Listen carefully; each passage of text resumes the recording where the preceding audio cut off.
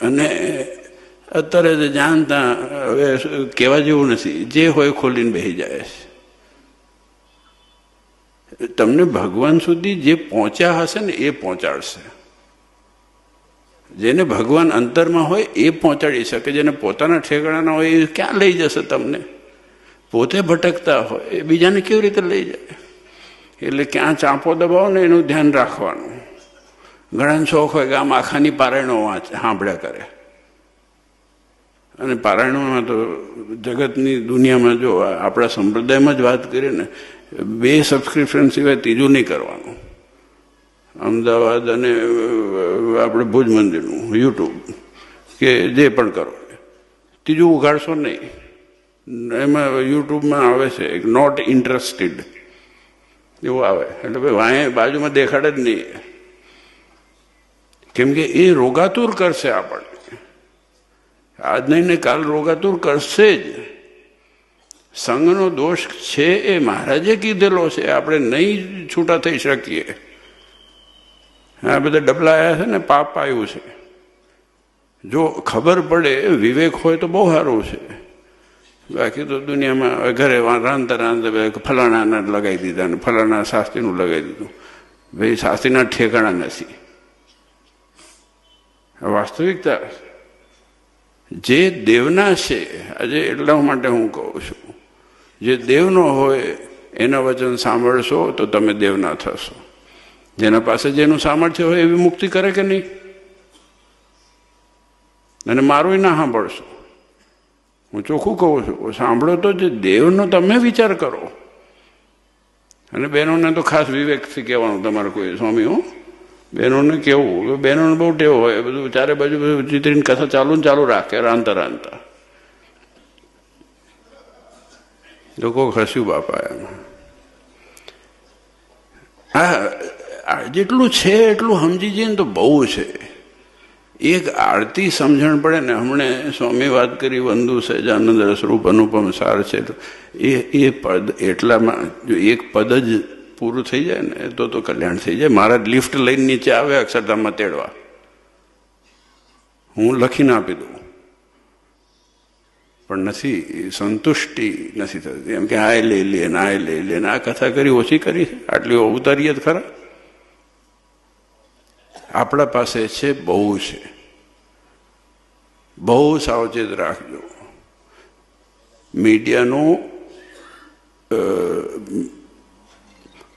શું કે આપણે ઓવરલોડ થઈ જશે ઇન્ફોર્મેશનનો, પછી સર્કિટો જામ થઈ જાય, બધું બંધ થઈ જાય ને, પછી બહુ લોડ વધી જાય ને, પછી બધું ભળ થઈને ભડાકો થઈને બધું બંધ થઈ જાય. એવું થાય ને ભગવત સ્વામી? એટલે પછી એવું થાય, બધું ભેગું કરો ને, ઓલાનું સાંભળો, નાનું સાંભળો, ઓલાય આયા ને ઓલાય. અમને ભટકાયા હતા 1-2 જણા, ભટકાય અમને. આપણે પાકા હોઈએ ને તો કોઈ, આપણે પહેલા મંત્રી લઈએ, મંત્રી પહેલા આપણે સ્વામિનારાયણ છીએ. આપણને ઉપાધિ આપેલી છે, પદવી. ઉપાધિ એટલે પદવી કહેવાય, ઉપાધિ નહીં. પાકા છે એટલે ખૂબ ખટકો રાખીને. હું એટલા માટે કહું છું કે આ સંતોએ જેમ જીવ્યા છે, જેના માટે તમે સમય કાઢીને આવ્યા છે, 5 મિનિટ તમે વિચાર કરજો. અને આપણે એવા ન થઈ શકીએ તો એવા સંસ્કાર થોડાક આવે એવા પ્રયત્ન કરીએ, ભગવાનના થઈને રહીએ, બસ એટલું કરવાનું છે. એ હું માનું છું. તો આજે આપણો દાખલો સફળ થશે. આજે આ સંતોનો દાખલો સફળ થશે, એમના મંડળનો. અને જે સંસ્કારો જાળવીને રાખ્યા છે આ 3 સંતો, એના મંડળના સંતો જે ભુજમાં રહી દેવની સેવા કરી રહ્યા છે, આનંદ થાય કે દેવના થઈને રહ્યા છે, ગર્વાન્વિત થવાય એ દેવના થઈને રહ્યા છે. ફરી એકવાર હું કહું છું, આજે ભગવાનના ભક્તનું ધ્યાન રાખવું આપણી જવાબદારી છે, અમારી જવાબદારી છે, અને જરૂરી જ છે. અને એ જોઈને ખૂબ આનંદ થયો. આજે ઝાલાવાડ એટલો લીલો છે ને,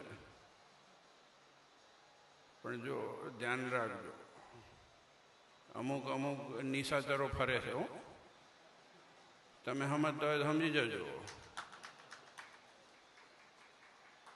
જો પહેવા દીધા છે તો હું તમને પહેવા નહીં દઉં. એટલે તમને નથી કહેતો, સમાચાર પહોંચાડી દેજો. જગદીશભાઈ તમને હો છો, તમને નહીં ખબર પડે. જગદીશભાઈ, ખૂબ ખૂબ અભિનંદન તમને. આપણું સત્સંગનું ઘરેણું છે. પણ વસ્તુ એ છે, આમ કહેવાય નિશાચર, પણ આ દાડે ફરે છે. નિશા એટલે રાત, પણ આ બધા દાડે. પહેલાં છે ને ઓલું શું કે આપણે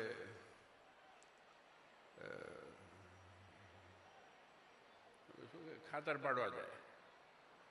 ખાતર પાડવા જાય ને પેલું બાખરો પાડે ને શું કહેવાય, ચોરી કરે દેશી ભાષામાં ખાતર પાડવાનું કહેવાય ને, ચોરી કરે. હવે તે કોને પહેલાં તમે મને ઘુસાડી નાખો, હું દેશી જ છું. બાખરું પાડી નાખે મકાનમાં. તે નિશાચર રાતે કરતા, પણ અત્યારે દાડે કરે છે. એટલે સાચવજો. જો હું એટલા માટે કહું છું, રૂપિયા ચોરી જશે ને તો વાંધો નથી, શ્રદ્ધા ચોરી જશે ને તો પેઢીઓમાં નુકસાન જશે. આ વાસ્તવિકતા છે. તમને કોક હાનિ પહોંચાડે ને, એક લાફો મારે તો એની રૂજ આવે. શ્રદ્ધા ઉપર લાફાની રૂજ આવતી નથી. અને એકવાર ક્યાંક બીજે ઘાલી દીધા તો પછી કામ થતું નથી. આપણે માત્ર ને માત્ર દેવના થવાનું છે. જે દેવનું છે એ આપણું છે. આ હું 1000 કરોડ વખત કીધું છે ને 2000 કરોડ વખત કહીશ જીવીશતા હું. દેવના છે, દેવના રહેવાનું છે. દેવનું હશે ત્યાં હું જઈશ, બાકી મારે જવું નથી. મને પડી નથી. એ ગમે તેવી મોટી દુનિયા હોય, ગમે તેવો મોટો હોય, એને શું કરવું છે આપણે? જે દેવનું નથી ત્યાં આપણે શું કામ છે? એટલી તો ખુમારી રાખો. આપણે દીકરા કોના છીએ? આપણી પેઢીઓ કોણ છે? એટલી ખુમારીને આમ ગર્વ હોય ને તો જિંદગી જીવવાની મજા આવે. બાકી તો હોશિયાળા થઈને જેન તેન મૂંડી જતા રહે. એટલે ખુમારી તો હોવી જ જોઈએ. આપણે દેવના છીએ, આપણે ભગવાનના છીએ, ભગવાનના દીકરા છીએ. ભગવાને આપણું ધ્યાન રાખ્યું છે. ભગવાને હમણાં સ્વામી જે શ્લોક કીધો, અમારા આશ્રિત, એને કોઈ દિવસ દુઃખ ના આવે. આપણે એના આશ્રિત છીએ કે નથી? તમે તો છો, પણ આપણે દુનિયાની અંદર ભગવાનના આશ્રિત બનાવવાના છે. અને બીજે ક્યાંય બીજું કંઈ જરૂર નથી. જો ઘણી વખતે હમણાં કંઈક વાત નીકળી ને કે અમે આચાર્યની આજ્ઞા. આચાર્યની કઈ આજ્ઞા છે ભાઈ? મને શીખવાડો. મારે અત્યારે એ જાણવું છે આજે. ચલો, મને એક જણ ઊભો થઈને કે આચાર્યની કઈ આજ્ઞા છે 212 પછી?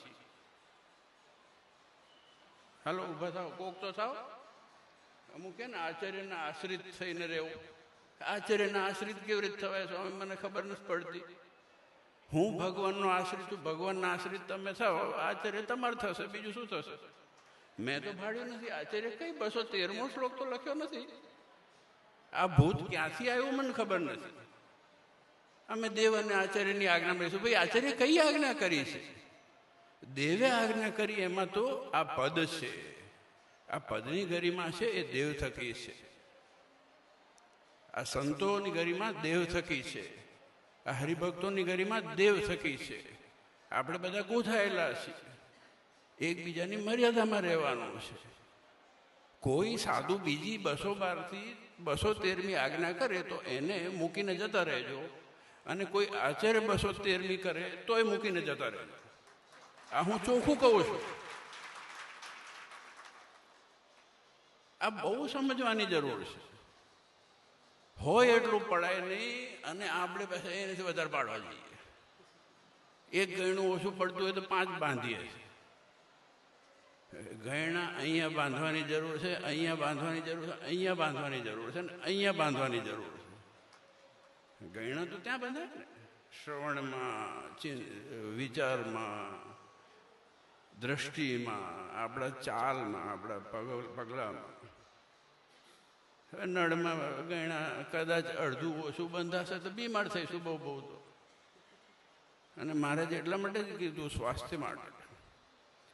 પણ વાસ્તવિકતા એ છે કે આપણે, હું એટલા માટે કહું, દેવના જેટલા થશું ને એટલી આપણામાં ખુમારી આવશે. આ વાસ્તવિકતા છે, સનાતન સત્ય છે. અને તમે સિરિયસલી કહું છું, તમે વિચારજો અને આ પરંપરા તમારા દીકરા દીકરીઓને આપજો. આ બહુ મોટી જવાબદારી છે. હું એમને નથી બોલતો, હું ભાષણ નથી કરતો, હું વાસ્તવિકતા કહું છું. દેવ ના જ થવાનું છે, બીજું કંઈ કરવાનું નથી. 1000 કરોડ વખત કીધું, મેં કીધું ને, અને કહેતો રહીશ જીવીશ ત્યાં. નહીં તો પછી આપણું ઠેકાણું પડવાનું નથી. તમે હો, હું હોઉં કે સંતો હોય કે ગમે તે હોય, જે ભગવાનના નથી એ કોઈના નહીં થઈ શકે. અને એ જ પરંપરા, એ સંસ્કાર, એ જ આપણી ગરિમા છે, એ જ આપણું ગૌરવ છે, એ જ આપણું જે ગણો સર્વસ્વ આપણી સંપત્તિ છે, મૂડી છે. અને આજે જો સરસ આવો પ્રસંગ છે વસંત પંચમીનો,